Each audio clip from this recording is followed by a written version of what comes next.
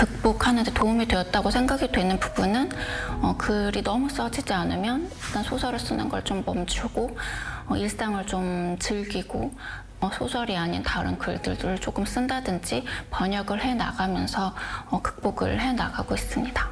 작가지망생에게 해주고 싶은 조언이 있는지 물어보셨어요.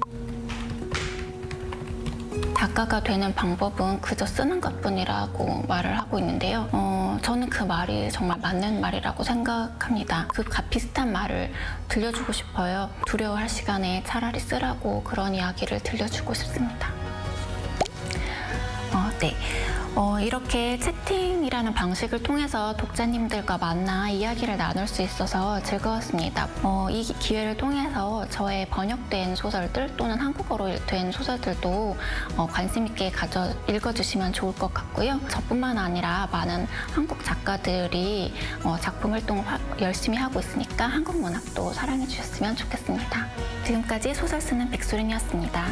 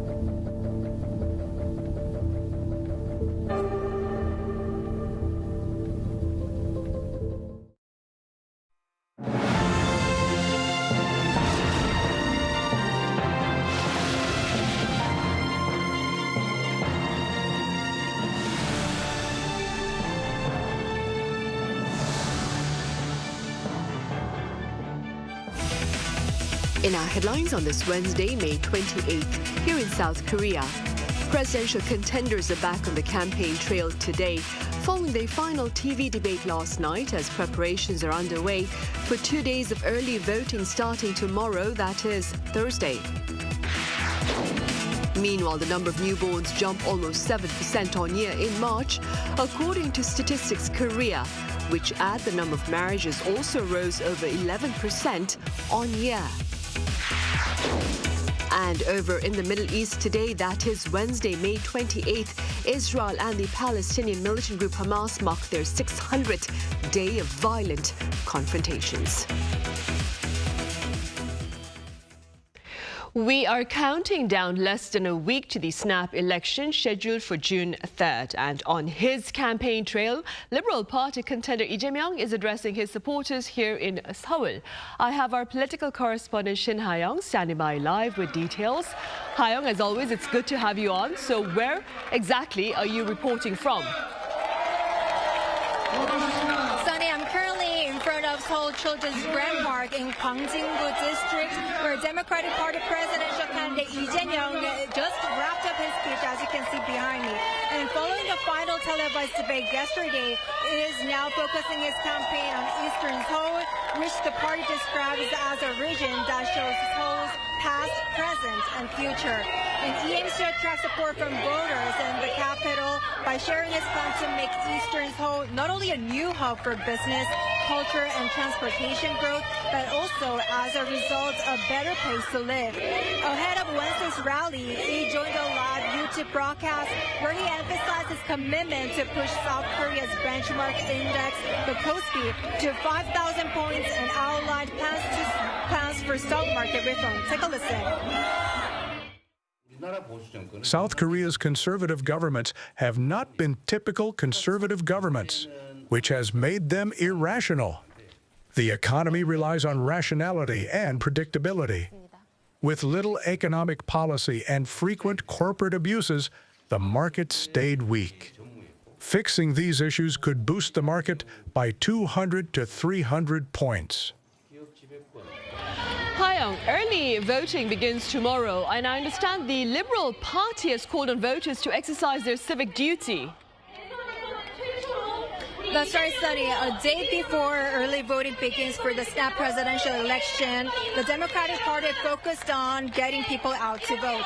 And floor leader and acting chairman Park Sang-dae, who also serves as a chair of the presidential campaign committee, urged the public to vote to end what the party described as an insurrection. Take a listen.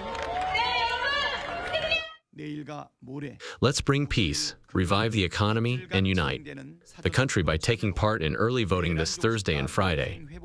Everyone, please make sure to vote. Your vote is more powerful than guns and swords. Park also noted that overseas voter turnout had reached a record high, reflecting a strong desire among Koreans abroad for peace and change in the country. He stressed that it is now up to voters in South Korea to carry that momentum forward. And he is expected to cast his vote in Seoul's Sinchon on the first day of early voting tomorrow and encourage others to take part as well. That's all for this hour. Back to you, Sunny. All right, Jae-myung, as always, thank you for that coverage of the Liberal camp. Up next, we turn to the Conservative camp, whose contender Kim Moon-soo is campaigning in the country's southeastern region. For details on this, I have our correspondent Kim Do-yeon joining me live. Do-yeon, welcome back. So what's the latest at your end?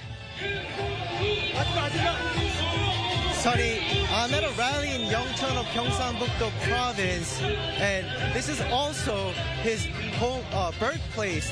Now, as you said, he's in the southeast region, targeting voters from the conservative stronghold before early voting opens tomorrow. And take a listen to what he's pledging to local voters here. Dear citizens, we need an express train system that connects Busan, Ulsan, and all of Gyeongsang-namdo province, so they're all within an hour of each other to make cities that are convenient for commuting. I think jobs are the best welfare, and I'll be the president for it. He's got a total of 7 rallies throughout the day, plus a visit to a university campus in the region and a visit to a national cemetery for servicemen and women. He started his rally far down in Changwon of Gyeongsang-namdo province, then hit Busan. Now he's in Gyeongsang-buk-do province, a bit further north in the region, to hit cities in the province, and he'll end his rally for the day in Daegu later. As I said, this is his last push to unite traditional PPP supporters who were feeling lukewarm about the election, which has come from the PPP's former president's impeachment. His message, of course, reiterates that his DP rival Lee Jae-myung has legal risks. Also, Do-yeon, as I mentioned earlier to Jae-myung, 2 days of early voting starts tomorrow, that is Thursday, and I hear Kim will also be casting his ballot early. Do tell us more.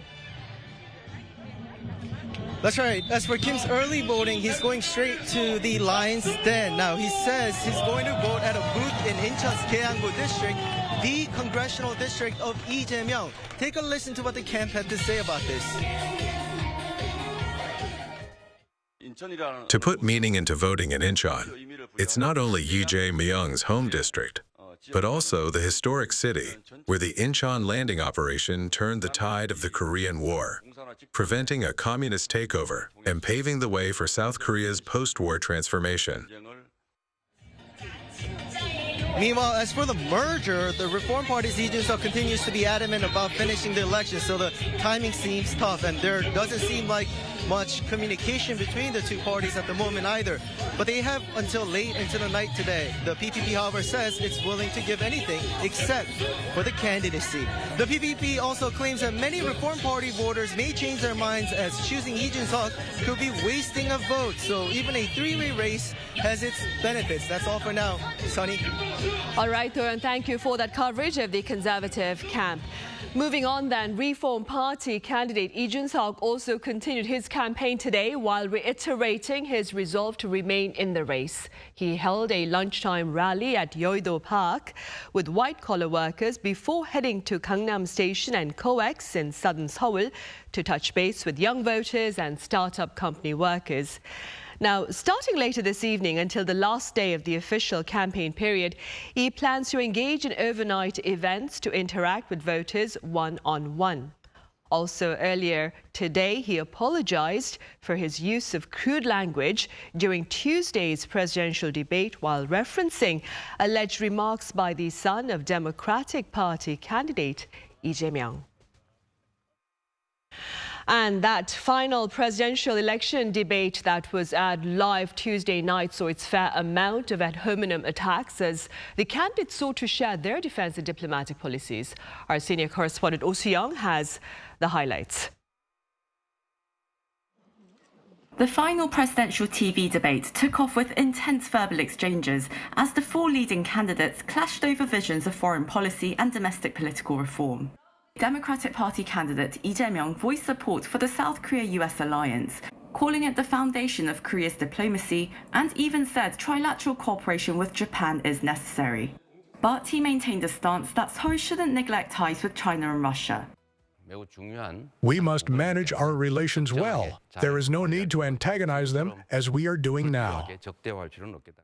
People Power Party Kim Mun-soo raised concern over I's alleged involvement in an illegal remittance to North Korea, saying it was fattening the Kim Jong-un regime and its missile and nuclear threat.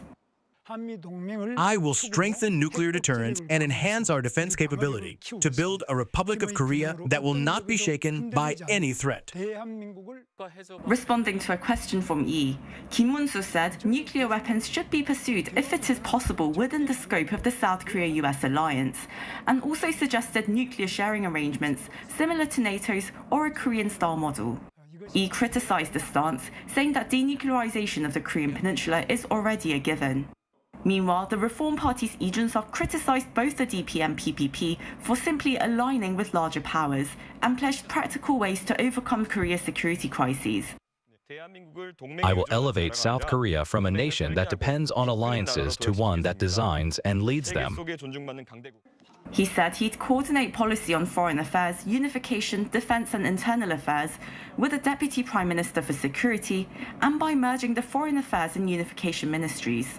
He also suggested establishing joint South Korea-U.S. military logistics facilities to produce shells and fill the U.S. ammunition gap, and replacing increases in defense cost sharing with the supply of Korean-made weapons. He also questioned the DP candidate over his past claims on America's deployment of the THAAD missile defense system to South Korea, saying that such claims align with the views of China and conspiracy theorists. Jae-myung said it isn't appropriate to continue fueling controversy over the matter. He also said there was no evidence of his alleged remittance to North Korea. Meanwhile, Democratic Labour Party candidate Kwon Young-guk declared he would appoint a civilian as defense minister and dismantle elite military factions. I will create a scene where the U.S. and North Korea establish diplomatic ties. Based on active exchanges, I will realize peace on the Korean peninsula.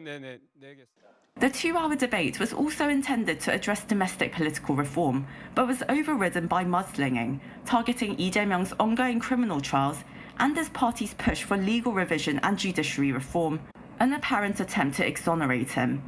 Kim Mun-soo, meanwhile, was criticized for his association with impeached President Yoon Suk-yeol as other candidates called to close the chapter on the dark legacy of martial law. Oh Soo-young, Arirang News. The Korea Institute for International Economic Policy is conducting a feasibility review of tariff talks between Seoul and Washington. The review follows a request by the Trade Ministry, as the law here requires the government to carry out economic feasibility studies on newly sought trade deals. Within the focus of this latest review are non-tariff barriers, such as the beef and rice sectors, among others. Now, ultimately, the task of hammering out a fresh trade partnership with the U.S. will fall on the shoulders of the next administration, which will enter the top office on June 4th. Meanwhile, on the demographic front, more babies were born in March and more marriages were noted as well. Our Jun-seok covers the latest findings. The number of newborns in the first quarter of this year recorded its highest in 3 years, driven by increased marriages and improved perceptions of childbirth. Data from Statistics Korea on Wednesday shows that a total of 21,041 babies were born in March this year, marking a 6.8% year-on-year increase. This represents the 9th consecutive month of growth and marks the first time in 10 years that March birth figures have increased compared to the previous year. Last year, people started having babies again, having delayed doing so during the pandemic, and now it seems this is continuing this year. Additionally, we're seeing births from couples who married 2 years ago and last year being added to this trend. The number of marriages also continued to climb, with 19,181 couples tying the knot in March, marking an 11.5% increase from the previous year. This marks the 12th consecutive month of growth, the longest upward streak since record-keeping began, and its highest level in 6 years. Some experts attribute this increase to changes in individual perceptions of marriage. Even just 5 or 10 years ago, there were many times when marriage was viewed as something not very cool. There were also many extremely negative perspectives about it. But these days, it's true that those views have softened significantly. Meanwhile, the number of divorces dropped by 3.2% from a year earlier. The country's total fertility rate, the average number of children a woman is expected to have during her lifetime, also edged up. It came in at 0.77, up 0.04 from a year earlier, with gains seen across all age groups from women aged 24 and under to those in their 40s and beyond. Despite the rise in births and marriages, the country continues to face a natural population decline. With 31,141 deaths reported in March, a 0.2% increase year-on-year, the population contracted by 10,100 individuals. Jun-seok, Arirang News. Seoul ranks 15th among 1,000 cities across the globe this year, according to a British economic advisory firm.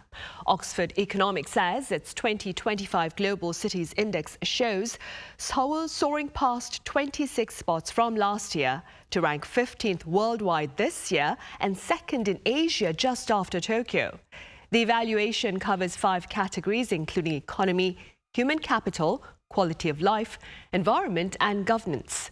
While Seoul ranked 5th worldwide in human capital, it lost much ground in environment owing to the seasonal yellow dust affecting air quality. Meanwhile, New York, London and Paris, in that order, were ranked the top 3.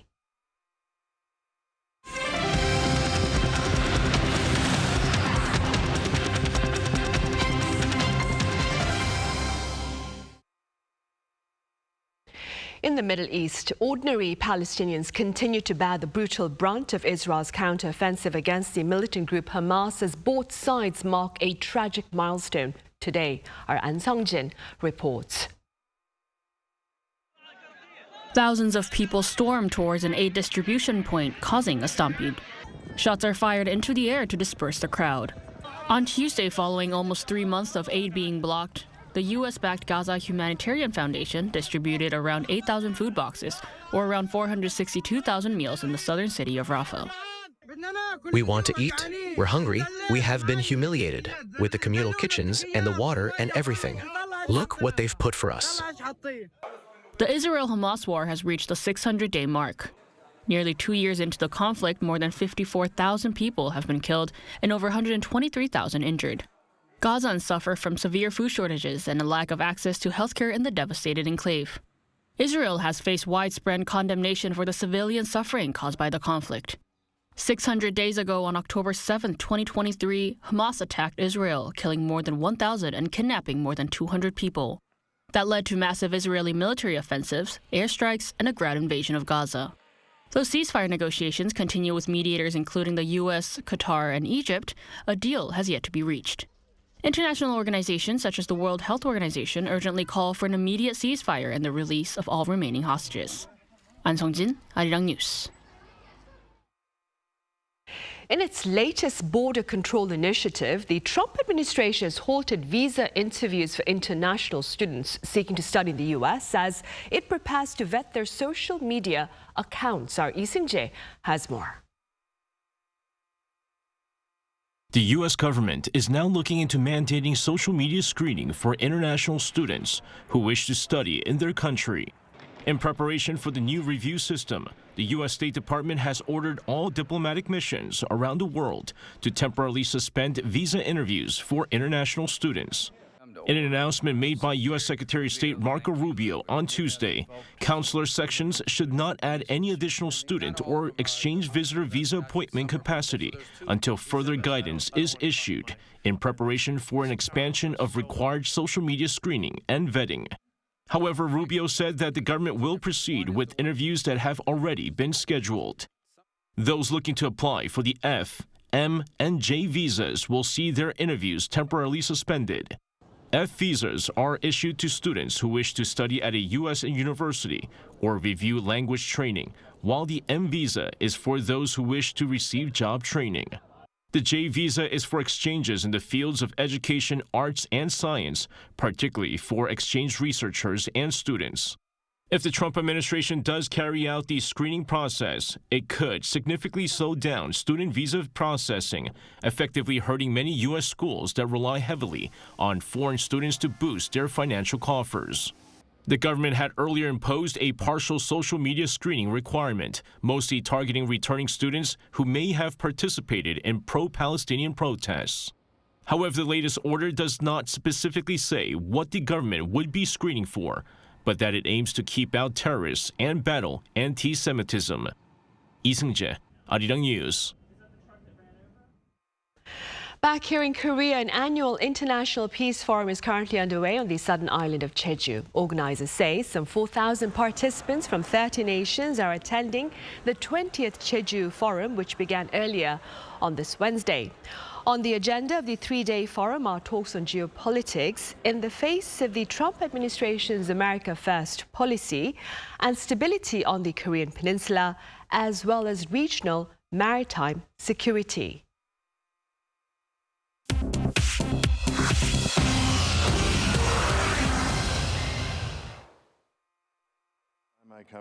This is The World Now, bringing you the latest stories from around the globe.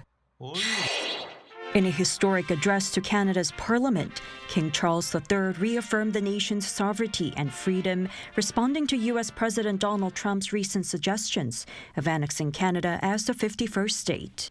This was the first time in nearly 5 decades that a reigning monarch has opened a session of the Canadian Parliament. Today, Canada faces another critical moment. Democracy, pluralism, the rule of law, self-determination and freedom are values which Canadians hold dear and ones which the government is determined to protect. As the anthem reminds us, the true North is indeed strong and free. King Charles delivered the speech from the throne in the Senate in Ottawa on Tuesday, emphasizing Canada's enduring strength and independence. Quoting the national anthem, he declared, "The true North is indeed strong and free," a statement interpreted as a rebuttal to President Trump's annexation suggestion. While the king did not directly mention President Trump, his remarks were seen as a clear affirmation of Canada's sovereignty in the face of external pressures. The speech, written by Prime Minister Mark Carney's government, outlined Canada's legislative agenda and underscored the government's commitment to democratic values and the nation's independence. In Mexico, authorities have found more than a dozen bodies in an abandoned house in central Mexico during a missing persons investigation, according to a statement released by the state prosecutor's office late Monday. Between May 23rd and 24th, investigators from the Guanajuato State Prosecutor's Office conducted a search of a deserted property using ground-penetrating radar and detection dogs. 17 bodies were located inside a grave in the abandoned home in Irapuato. Items such as knives and shovels were also discovered at the scene. 5 victims have been identified as previously reported missing persons. Guanajuato, a thriving industrial hub, has emerged as Mexico's most violent state, recording over 3,000 homicides in the past year alone. In China, at least 5 people were killed in a huge explosion at a chemical plant in eastern Shandong province on Tuesday. The explosion occurred at around noon at the Gaomi Youdao chemical facility in the industrial park of Weifang City. According to reports, 19 people were injured while 6 individuals are missing. The blast created an enormous fireball and sent thick black and orange smoke hundreds of meters into the sky. The shockwave shattered windows nearby and was felt by residents as far as 7 kilometers from the site. More than 200 emergency workers were dispatched to the scene. Finally, after making stops in Los Angeles, Geneva, and Hong Kong, a huge rare pink diamond ring with a gem weighing 10.38 carats is set for auction next month in New York. The fancy purple-pink kite-shaped diamond ring is believed to have belonged to Marie Therese, daughter of France's last queen, Marie Antoinette. The diamond, likely originating from Indian mines, was passed down through European royalty before being sold in Geneva in 1996. It has since been reset by a renowned jeweler into a blackened platinum ring. The piece is estimated to reach between $3 and $5 billion at Christie's on June 17th. Choi Ji-hee, Arirang News.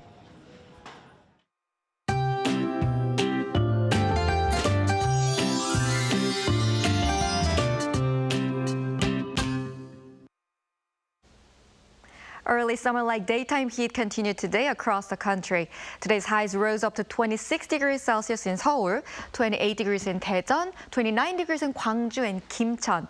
As the heat gets stronger, the atmosphere will become unstable, leading to strong showers. Just like today, there will be showers in some areas tomorrow. In addition, we need to be prepared for strong UV rays. Tomorrow afternoon, ultraviolet rays will be very strong in most areas due to strong sunshine. Please refrain from doing outdoor activities between noon and 3 in the afternoon when the UV rays are at their peak. Tomorrow morning, Seoul and Busan will start off at 16 degrees, Gwangju at 13 degrees. Daytime temperatures will move up to 26 degrees in Seoul and Chuncheon, 27 degrees in Daegu. Temperatures will rise up to nearly 30 degrees all over the country throughout the week. That's all for Korea. Here are the weather conditions around the world.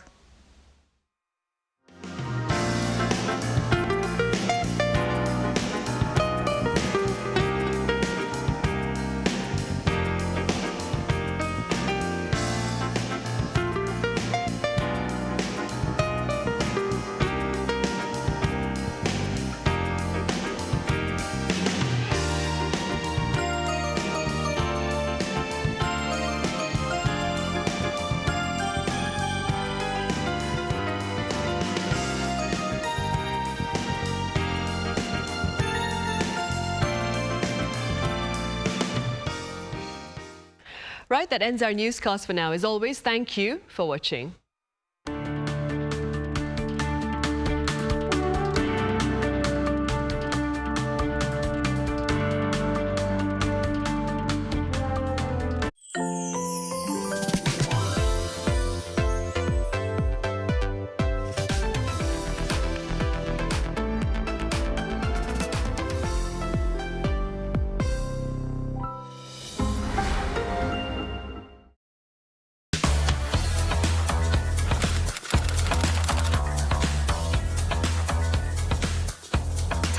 Set the facts straight.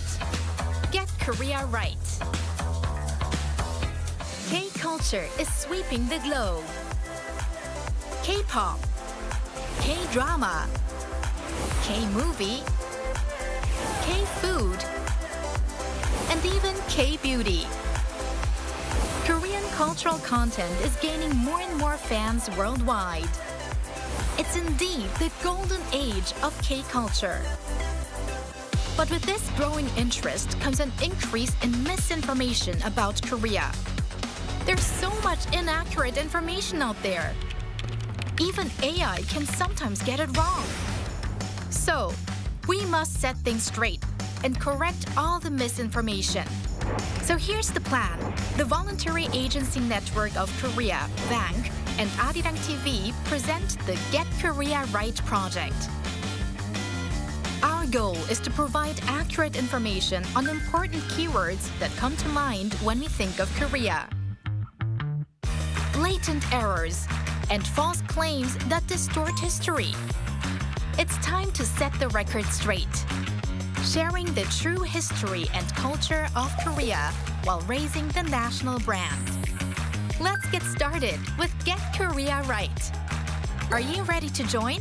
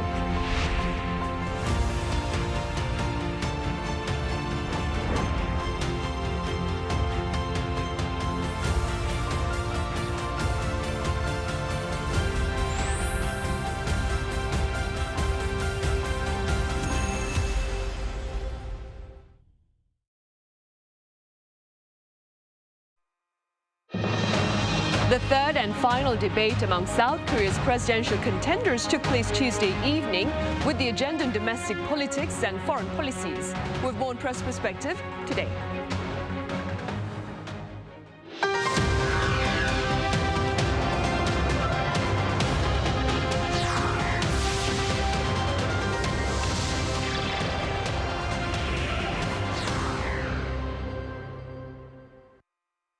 Hello, welcome to Wednesday's edition of Press Perspective. It's May 28th here in Seoul. I'm Min Sun-hee.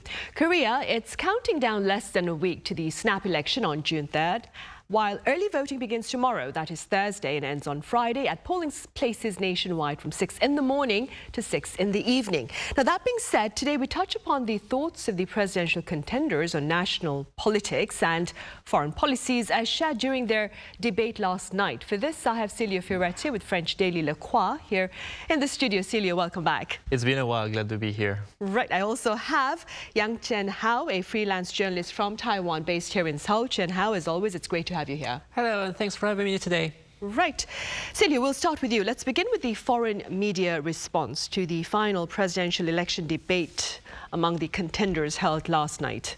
Yeah, so South Korea is approaching, as you said, a crucial election on June 3rd after a whole start of the year of political crisis and instability following the Jun-seok impeachment. The vote is widely seen as a chance to maybe restore peace and harmony in Korea. According to recent polls conducted between Jae-myung, the opposition Democratic Party candidate, is currently in lead, though his margin has become much shorter, shrinked a lot with his opponent Kim Moon-soo, candidate for the Conservative People Power Party, which saw a strong upheaving of intention for voters, reaching 36% in the latest polls, likely boosted by his performance in recent debates. A third contender, Jun-seok, also polling around 10%. He got also more attention to him after the debates. But beyond the political drama, domestic policies, what caught the attention of foreign media is the economic pledges, and especially regarding Trump and how Korea will try to navigate between China and the U.S. and how to maybe negotiate with Trump to lift some tariffs. Korea is now already facing 25% tariff on automobile, steel and aluminum, and other might be on their way. There has been some discussion by the acting president that we had before, but just being an acting president doesn't give so much leverage. Negotiating with Trump, Trump is really all about dealing person to person, sympathy and relationship. So I think once we get someone in the Blue House, we'll see more development on negotiation, and that's really what foreign media are focusing on right now. Right.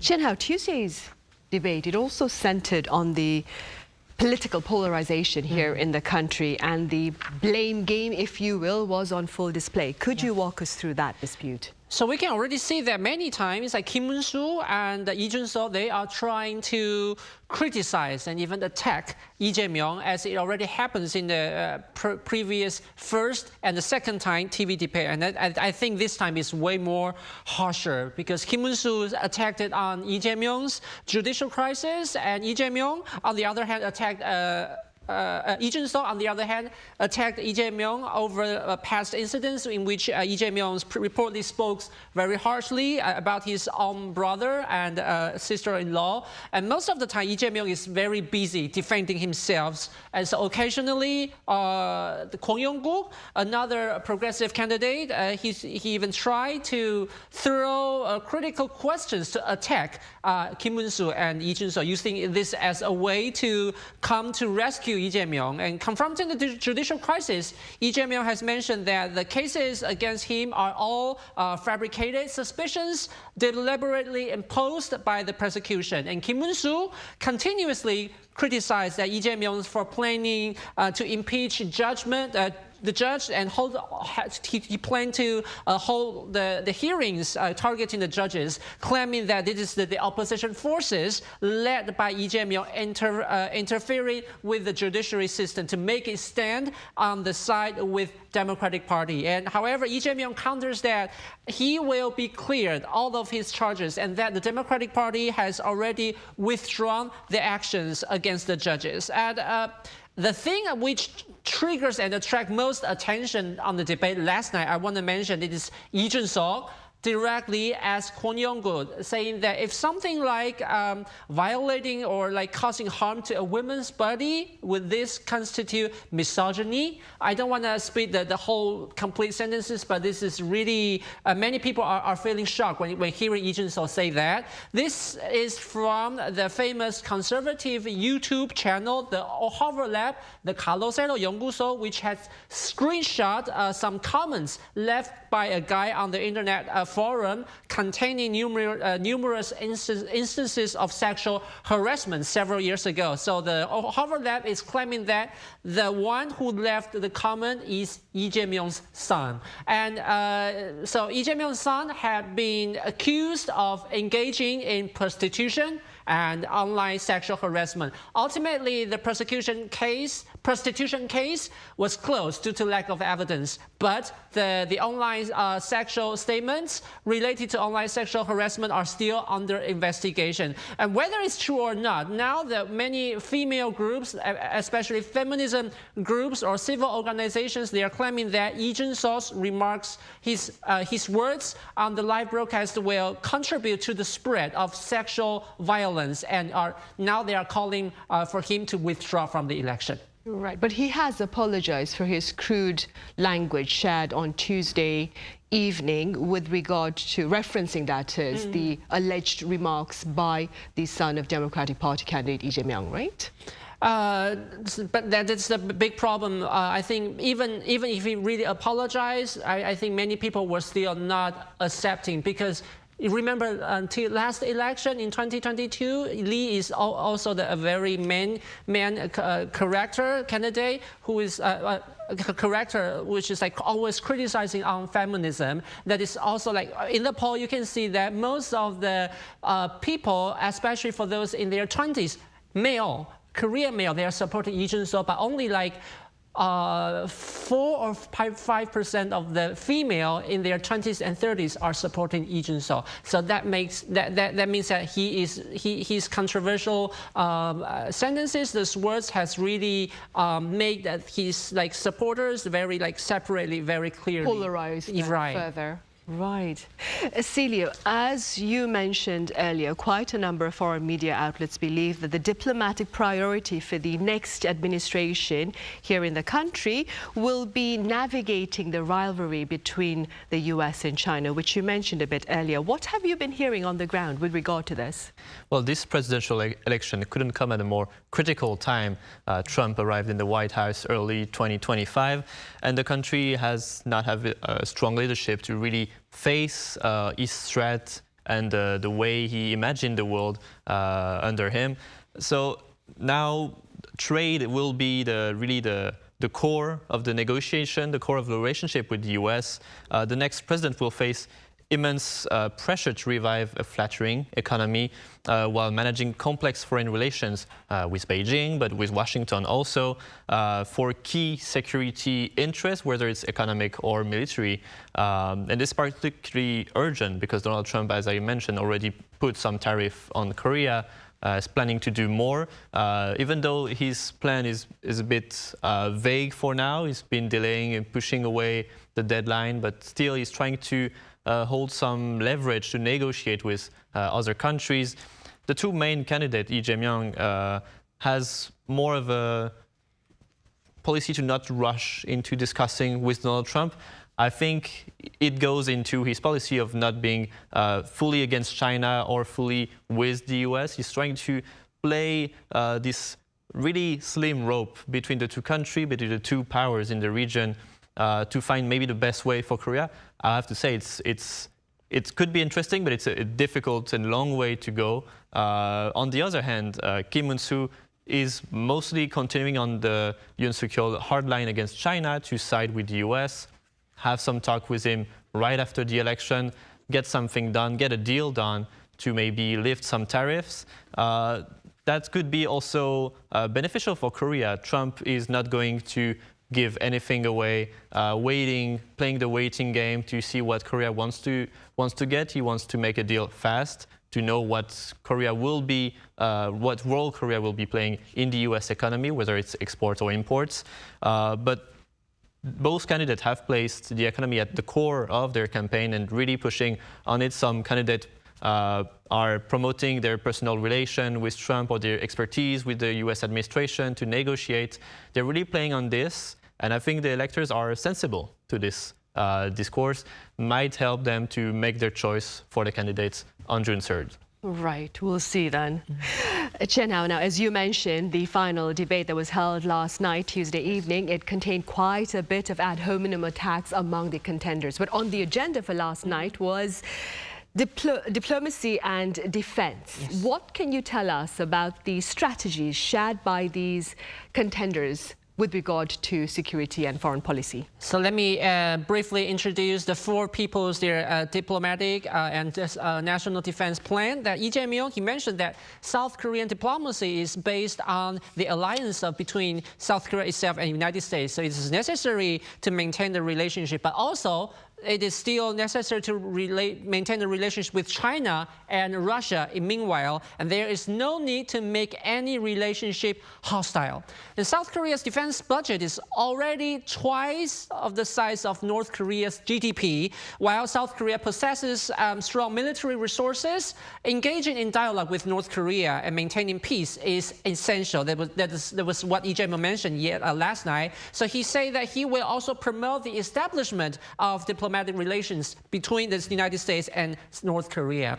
And talking about Kim Un-soo, he claimed that North Korea is threatening South Korea now, so it will be necessary to strengthen the nuclear deterrence based on South Korea and U.S. alliance. Also increasing South Korea's defense capabilities and establish the balance of power based on military strength. And speaking of Jun-seok, he proposed that to merge the Ministry of Foreign Affairs and Ministry of Unification together and to establish a new position called Deputy Prime Minister for Security. And another creative part of Jun-seok is he claimed that South Korea should establish ROK and United States joint military supply facility and provide South Korea-made ammunition to United States. And South Korea can produce more weapons, and also in order to address the United States demands for South Korea to share more of the defense fee, the defense costs, South Korea can increase weapons production for the United States to solve the problem. And finally, for Kwon Yong-gu, he emphasized the appointment of a civilian rather than a military force to serve a military figure to serve as the minister of the national defense. And he also insisted on disbandment of the defense counterintelligence command, and at the same time he proposed establishing a restrained defense management system to limit the overreaction of those in power to external threats or the arbitrary use of the force. Very similar to Lee Jae-myung, Kwon Yong-gu emphasized the peace and dialogues, believing that this is the only way to achieve economic development of South Korea. Right. Staying with defense, but going beyond that debate last night, Celia, last week while you were not here in your absence, because you were busy covering issues here in the country, we covered quite a bit of talk about the possible reduction in the size of U.S. forces here in South Korea, following a report by the Wall Street Journal about a potential relocation of American soldiers to other parts of the Indo-Pacific. What have you been hearing with regard to this particular issue among pundits here?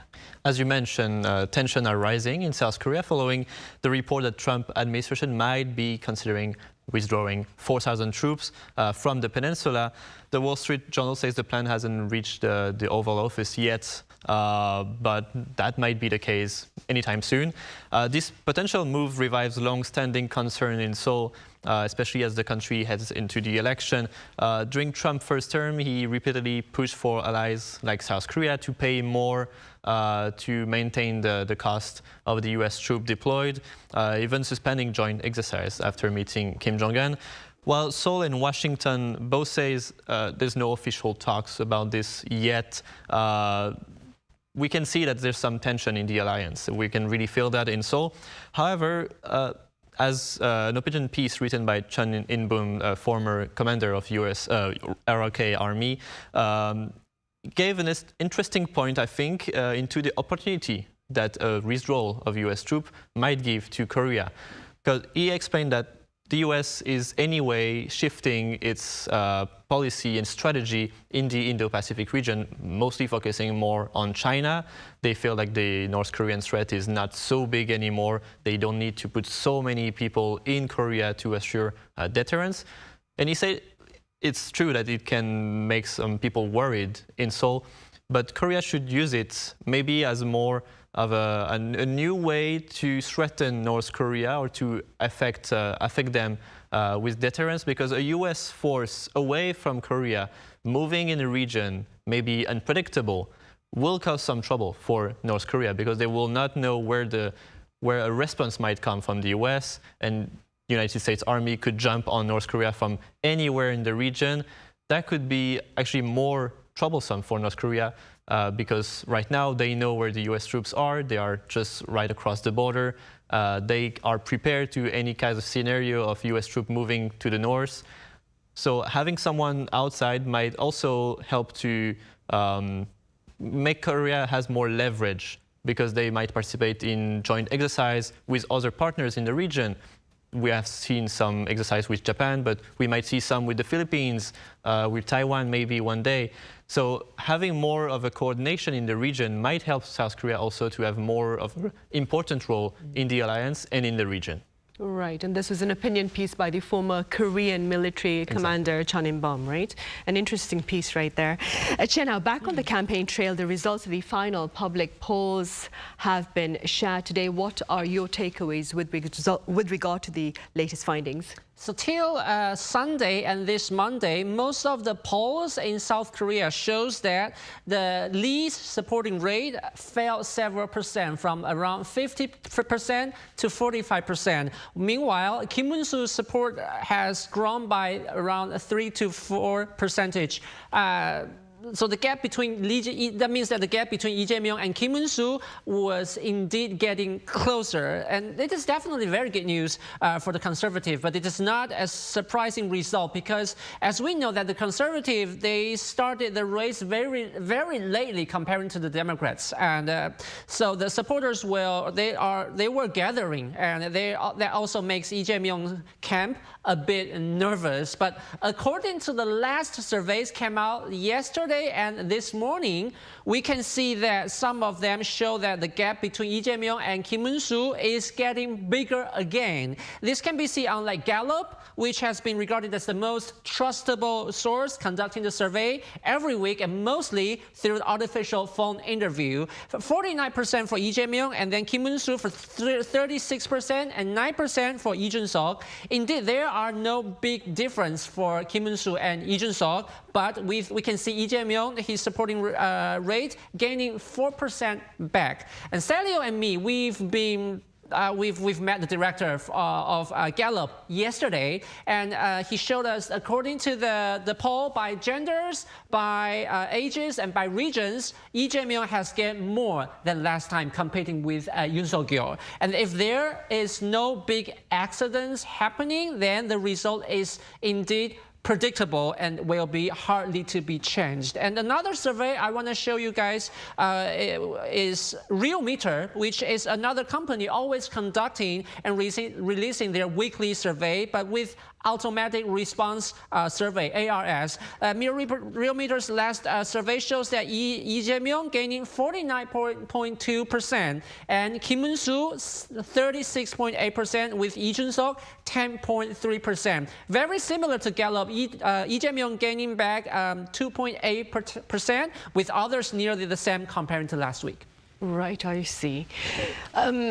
Celio, beyond those approval ratings, we have been told that the ratings for television viewership with regard to presidential debates have been falling in recent years. Reportedly, the second TV debate that was aired last Friday, it apparently drew the smallest audience with a rating below 20%, which for Korea apparently is the first time for such a low rating for a live presidential election debate. To what extent do you suppose do these television debates perhaps influence voter sentiment going forward? In South Korea, presidential debates are diffused on prime time on TV, yet, as you mentioned, they now constantly has low rating. This lack of audience engagement has posed some challenge in the country, political and media landscape. First, I think, especially in this election, there's a growing public fatigue, and people are not so much interested. They know what is at stake, but the crisis has been going on for so long. People are tired and they just want to get to the vote and choose who will be the next president. Many viewers not only young generation, but really everyone in Korea now is not only watching news on TV.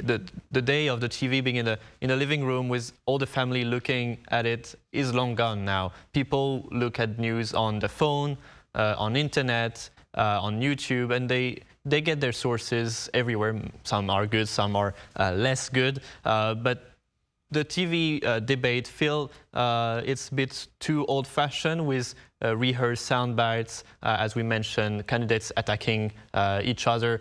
People don't really feel they get something concrete. They don't feel there's solutions proposed on TV during those debates, and that thing makes people not watch the TV debates anymore. And third, I think the deep polarization of South Korean politics now makes that people don't even want to hear what the other candidates are saying. If you have already made your choice, there is less chance that you will change your mind hearing the debates and maybe questioning your vote or your ideas. People just don't look at it because the choice is made and has been made for a long, long time now. So I think that's why the debates are attracting less and less viewers. But it shows that the democracy maybe in Korea is changing. The media will have to adapt to it, and the candidates will have to adapt to it in the coming elections to maybe attract more people and get their message done in a better way. Right, and speaking about the candidates, Jen, how PPP candidate Kim Moon-soo is seeking a merger with the Reform Party candidate Jun-seok. Now, Jun-seok has reaffirmed his resolve to remain in the race. That being said, what's the latest on that front with regard to a possible coalition between the two? Indeed, from the beginning, Jun-seok has already revealed that and insisted that he will not accept the integration. And he said that he will run the campaign till the end unless the People Power Party decide that the final candidate would be Jun-seok himself instead of Kim Moon-soo. And last week, I've already explained that Jun-seok, he was the former leader of the PPP, he was being kicked out because of the allegations of accepting sexual favors, though those cases were closed without suspicion because the statute of limitations had expired. Many regard him as a victim of the retaliation due to his differing views and contradictions with President Yoon And currently, Kim Moon-soo's stance on the martial law incidents remains too vague, too radical, and Jun-seok wants to draw a clear distinction. So that's why Jun-seok, till now, he has been refusing to integrate with Kim Moon-soo. And while many conservative supporters and many politicians, they are claiming supporting rates numbers of Kim Moon-soo and Jun-seok combining together has shown that it will possibly defeat Jae-myung, but according to the poll conducted by Gallup the last time, when polling a head-to-head matchup, whether it's Kim Moon-soo or Jun-seok individually against Jae-myung still maintains a steady lead. That means 1 + 1 not only does equal more than 2, but it may even be less than 2. And this indicates that the supporters of Kim Moon-soo and Jun-seok are heterogeneous. Right, well, we'll see the result of that particular election on early June 4th, probably, because the election takes place on June 3rd. Early voting begins tomorrow and ends on Friday. All right, I'm afraid that's all the time we have. As always, Chen Hao, thank you very much for your thoughts. Thank you. And Celia, thank you very much for your insights. Right, that ends Wednesday's edition of Press Perspective. Thank you for watching.